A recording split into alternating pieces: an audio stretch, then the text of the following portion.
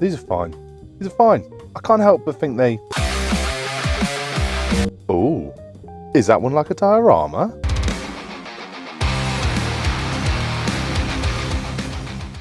What's going on, guys? Welcome back. And today's video is all going to be about display and play the diorama way. So we're going to make a few choices on this. What model are we going to build? What are we going to do to the base? And how are we going to achieve to make it look like a small diorama that we can get onto our battle boards? Now, first options up. Let's choose some models.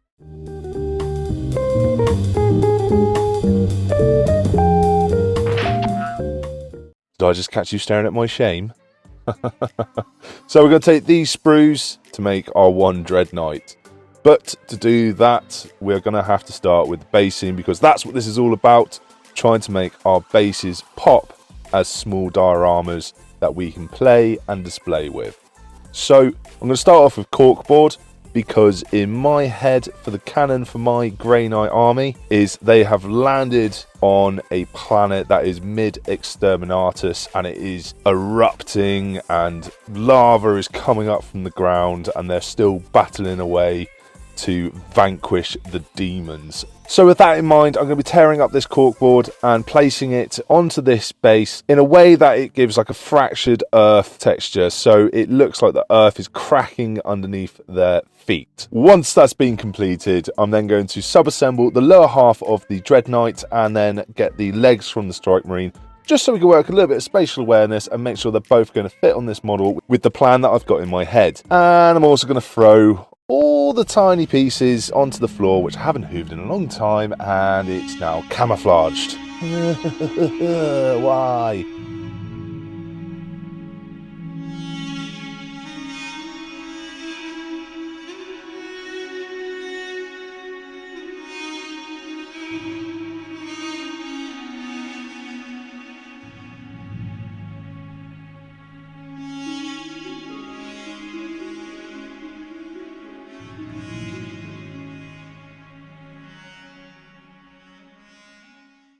It's not just me, right? That does happen to everyone else as well, yeah?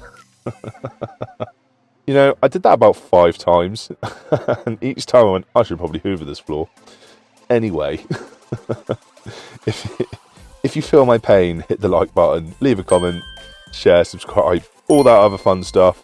I'll leave it in your capable hands. Let's get on with the model build, shall we? So what we're going to be having is this Nemesis Grey Knight is going to be bringing his incinerator over to this Poxwalker that's been skewered by the halberd of this Strike Marine as he raises it above his head to be toasted like a marshmallow. Num num num num num. And actually, I don't think you'd want to eat that. It will give you food poisoning. So in order to make sure that I've got proportions right and everything sort of facing in the right direction, I'm just going to use some blue tack on the halberd and where the hands go, because I don't want to glue this part to the model just yet, just so I've got some ease of painting later. Why have a hard life when you can have a slightly easier one? Once that's done, we're going to have a little bit more at the ground, see what more we can add to it to make it a bit more interesting, and to bring it into the scope of looking like a diorama. Oh yes, don't worry, that means gluing on rocks to later paint up as rocks. I've got you covered, guys, don't worry. It's all about the smart choices, as I said earlier. Once we've got our rocks down, we then want to add another layer of texture, so that when we paint up later, we've got lots of different interesting points to see and stare at. It doesn't just look bland or like painted corkboard. So I'm going to add some grit and sand to a couple of areas, and then skulls. Because grimdark. Skulls. Grimdark. Skulls. Grimdark. Anyway guys, let's get this all painted up.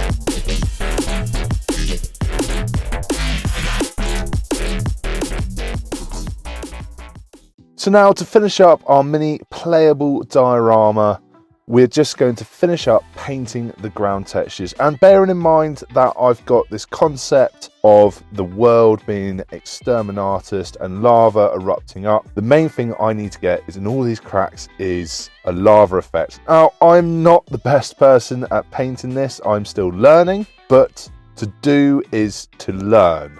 So the more often I do this, the better I'm going to get. I mean, the colours I'm going to be using is my favourite red colours, believe it or not. So that's Wordbearer Red, Mephiston Red, and Wild Rider Red. And then I'm also going to be adding Avalon Sunset, Flash Gits Yellow, and we will be wet blending to make an orange colour as we go. And that's going to give us our lava effect. So that's how I'm doing it. I start with the reds and then add the yellows, and I do try to wet blend in the orange. Then we're going to get a little bit of flocking on, because remember, this is a newly destroyed world. This lava's fresh. It hasn't burnt all the grass away yet. So there we are, guys. Hopefully this has given you some more ideas of how you can play with your dioramas. That seems to be my challenge at the moment, to make some awesome dioramas and give you guys the incentive to not just have them as dust collectors, but on the battlefield as well. And what can I say, when they're in your cupboards, shelves, whatever, they look nice and pretty too.